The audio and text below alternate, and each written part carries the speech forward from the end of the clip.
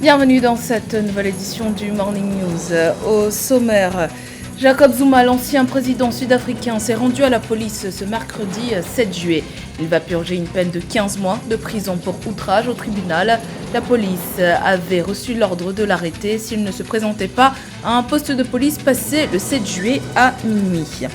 La réouverture de la frontière sénégalo-guinéenne, fermée depuis 9 mois, est désormais une question de jours.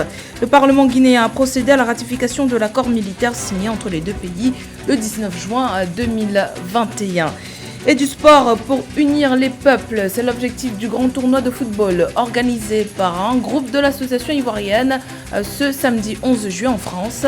Les précisions en fin d'édition. Mais tout d'abord, l'Union africaine sera aux côtés du Tchad dans son processus de transition politique. C'est le message envoyé ce jeudi 8 juillet par Bankole Adeoye, le président de la commission justice, paix et sécurité de l'Union africaine, en visite de travail au Tchad. Ce dernier s'est notamment entretenu avec Chérif Mahamat Zen, ministre des Affaires étrangères tchadien, renouvelant l'engagement de l'institution panafricaine à soutenir les autorités tchadiennes pour la réussite de la transition. Bankole Adeoye a également rappelé que le Tchad est un partenaire privilégié dans la lutte contre le terrorisme au Sahel. L'ancien président sud-africain Jacob Zuma s'est rendu à la police pour commencer à purger une peine de 15 mois de prison pour outrage au tribunal. Il a été admis ce mercredi 7 juillet au centre correctionnel d'Escourt dans sa province du KwaZulu-Natal. La police avait prévenu qu'elle était prête à l'arrêter s'il ne se rendait pas avant minuit. Jacob Zuma a été condamné le 29 juin à 15 mois derrière les barreaux pour ne pas avoir comparu devant les tribunaux dans le cadre d'une enquête de corruption centrée sur son mandat entre 2009 et 2018. Je vous propose d'écouter quelques réactions. Il y avait de la corruption, vous savez. Je pense qu'il mérite vraiment la prison. Je suis très heureux qu'il se soit rendu lui-même et vous savez qu'il ait cru en l'état de droit. Il était temps. Il évite d'être arrêté depuis des années. Il était temps. Mais je doute fort qu'il soit assis dans une cellule. Je pense qu'il est dans le luxe quelque part. C'est un peu injuste de voir comment les ressources sont gaspillées pour un seul homme alors que le pays est actuellement dans un tel état. Non, je ne me sens pas heureux parce que c'est notre président, vous savez. C'est l'ex-président. Je ne suis vraiment pas content qu'il soit emprisonné de cette manière. Dans un communiqué de la présidence égyptienne publié ce mercredi 7 juillet, le président Abdel Fattah al-Sisi a déclaré avoir informé le président en exercice de l'Union africaine, le Congolais Félix Tshisekedi, que son pays souhaite parvenir à un accord contraignant sur le barrage éthiopien dans un délai précis. L'Égypte et le Soudan insistent pour parvenir à un accord tripartite sur le remplissage et l'exploitation pour s'assurer que leurs parts annuelles en eau du Nil ne seront pas impactées. Rappelons que ce jeudi, le Conseil de sécurité de l'ONU a tenu une session à la demande des deux pays en aval du Nil, l'Égypte et le Soudan, malgré le rejet de l'Éthiopie. Une première session avait été tenue sur le sujet il y a un an. De son côté, l'Éthiopie a réitéré son intention de procéder au deuxième remplissage du barrage de la Renaissance devant débuter ce mois de juillet, soulignant qu'il n'y aura aucun changement à cet égard. Réouverture imminente des frontières entre la Guinée et le Sénégal. Le Parlement guinéen a récemment ratifié un accord de coopération militaire avec le Sénégal. Il y a 9 mois, la Guinée avait unilatéralement décidé de fermer ses frontières avec le Sénégal, la Sierra Leone et la Guinée-Bissau, évoquant des raisons de sécurité. Les précisions d'Aïssa Toubar. Après 9 mois de fermeture de la frontière terrestre entre la Guinée et le Sénégal, l'on pourrait bientôt assister à son ouverture. En séance plénière, dimanche 4 juillet 2021, le Parlement guinéen a adopté à la grande majorité des 92 députés présents l'accord de coopération militaire et technique entre la Guinée et le Sénégal, signé en marge du 59e sommet de la CEDEAO qui s'est tenu dans la capitale ghanéenne le 19 juin. C'est la suite logique du processus. Le Parlement guinéen a ratifié l'accord. Nous attendons maintenant que les Sénégalais fassent de même. Nous espérons qu'ils le soumettront et le ratifieront rapidement afin que nous puissions poursuivre le processus de normalisation.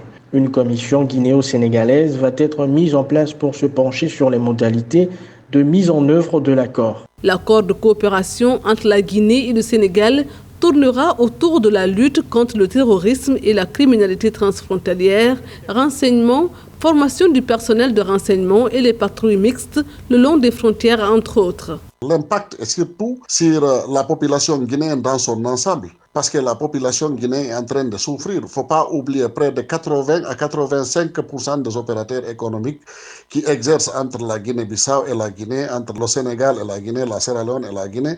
Ce sont des opérateurs économiques guinéens. Les commerçants ont perdu de l'argent. Tout est perturbé. Et quand vous ouvrez, par exemple, le côté du Sénégal ou le côté de la Guinée-Bissau et vous laissez un pays, vous perturbez toutes les activités. Parce que le commerce, c'est une chaîne. Et la libre circulation du bien et des personnes à l'espace de la CEDEAO doit être respectée par tous les chefs d'État de la CEDEAO.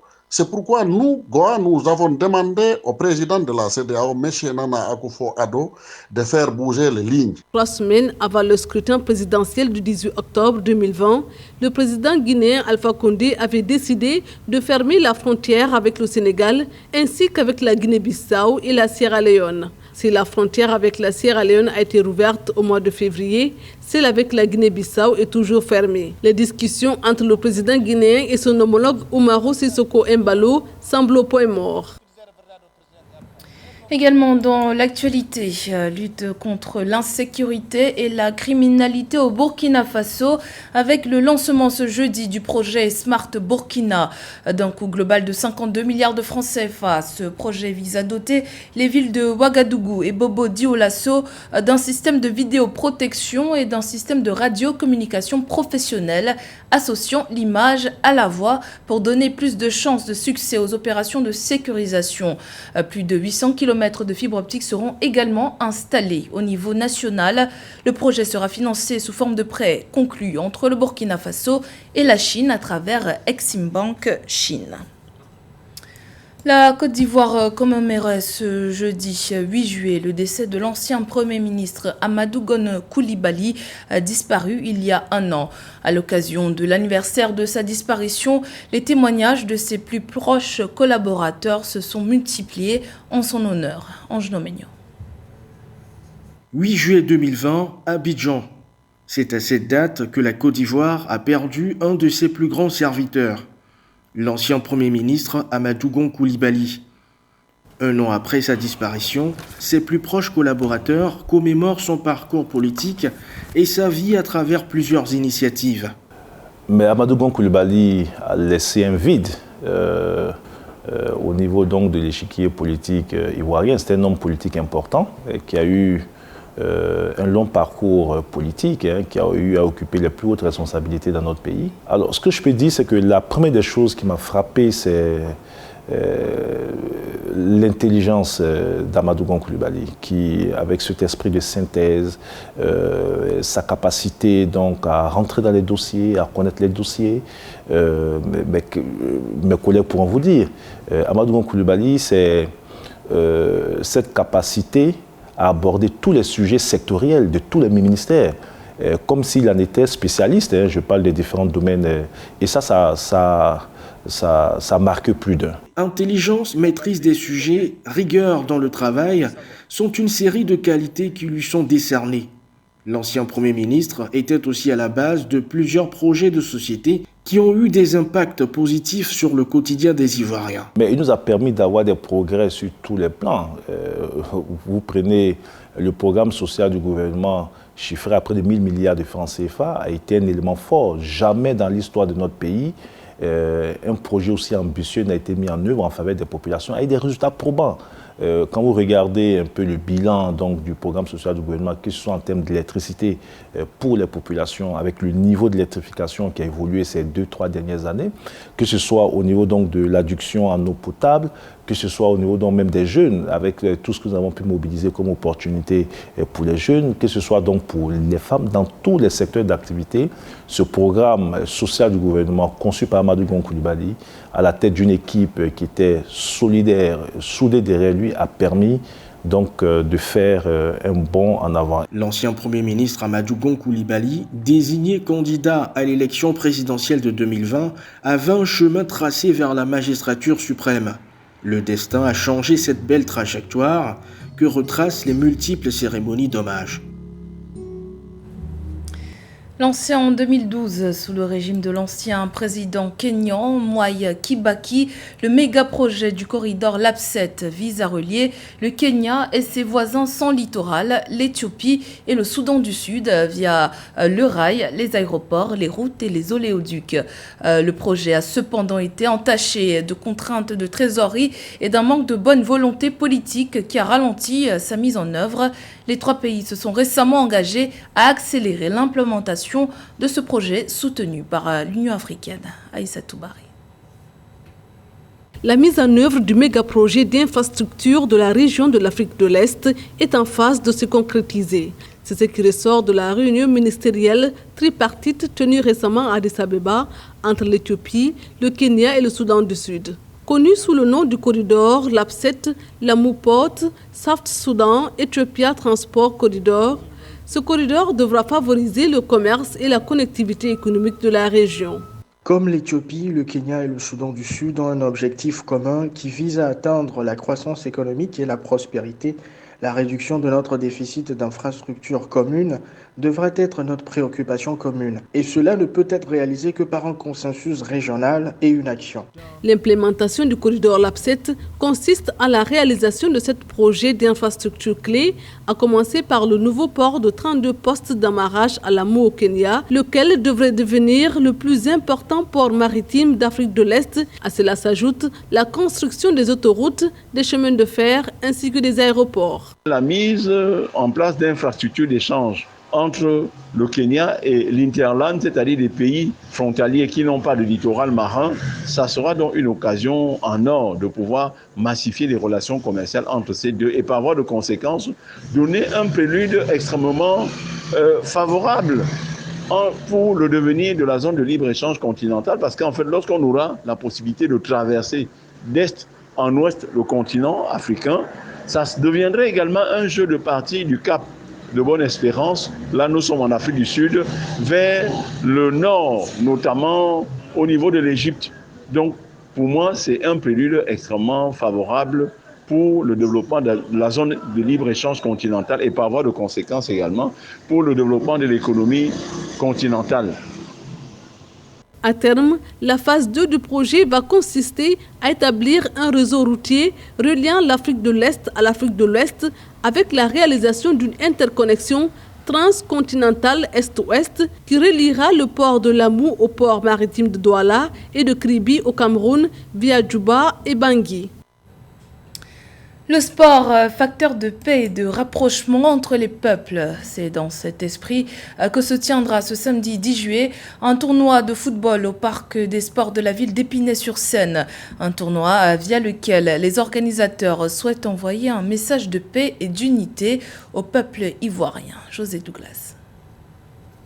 La Côte d'Ivoire, avec une élection à la FIF pour la fin de l'année, contexte politique compliqué dans le pays, les Ivoiriens veulent aussi se réconcilier et l'association S'unir pour la Côte d'Ivoire œuvre dans ce sens pour que la paix revienne. Cette organisation composée de responsables d'associations et de leaders d'opinion ivoiriens lance un appel à tous ses compatriotes qui vivent en France pour se réunir autour d'un grand tournoi de football ce samedi 10 juillet 2021 au Parc des Sports d'Épinay-sur-Seine de 10h à 22h. Cette idée germait depuis un moment, depuis quelque temps. Les Ivoiriens avaient soif véritablement de se parler. Et comme tu viens de préciser, José, l'arrivée de l'ancien président Laurent Gbagbo, son retour en Côte d'Ivoire, certainement va accélérer le processus de réconciliation. Voilà pourquoi des Ivoiriens aujourd'hui en France qui avaient cette soif-là de se parler à nouveau, au sein de ce collectif S'unir pour la Côte d'Ivoire, ont décidé de lancer cette journée de ce tournoi de football dénommé Coupe nationale des Ivoiriens de France. Certains ne veulent pas revivre les années 2010-2011 où plus de 3000 personnes avaient été tuées dans des affrontements. Beaucoup d'Ivoiriens avaient fui le pays et n'y sont pas retournés depuis et ce rendez-vous est aussi crucial pour les organisateurs. de sorte afin que tous les citoyens puissent se parler à nouveau, se retrouver autour de ce tournoi de football, rigoler ensemble, jouer ensemble, se donner un moment de partage sans se heurter. Rappelons qu'en matière de football, sur le plan national en Côte d'Ivoire, la FIFA a été obligée d'imposer son veto et imposer de nouvelles directives pour les élections à la FIFA prévues à la fin de l'année. Et la candidature de Didier Drogba était contestée par certains, mais tout le monde reste confiant sur l'avenir politique et sportif de la Côte d'Ivoire. Tout un dispositif qui est mis en place pour que les Ivoiriens qui ont envie de s'amuser, qui ont envie de s'éclater, ceux qui ont envie de jouer au foot, ceux qui ont envie de retrouver des amis qu'ils n'avaient pas retrouvés depuis un moment, parce que nous savons que la crise ivoirienne a véritablement laissé des traces dans les esprits des uns et des autres. Il faut à un moment ne plus laisser prolonger cette crise-là dans les esprits et dans les cœurs. Et c'était pour nous notre participation dans cet élan de réconciliation nationale ivoirienne. Une vraie occasion pour les Ivoiriens de France de se rencontrer et d'échanger pour envisager un autre avenir pour le pays. C'était le journal de la rédaction. Merci pour votre fidélité. Dans un instant, une nouvelle édition de l'actualité sur Africa 24.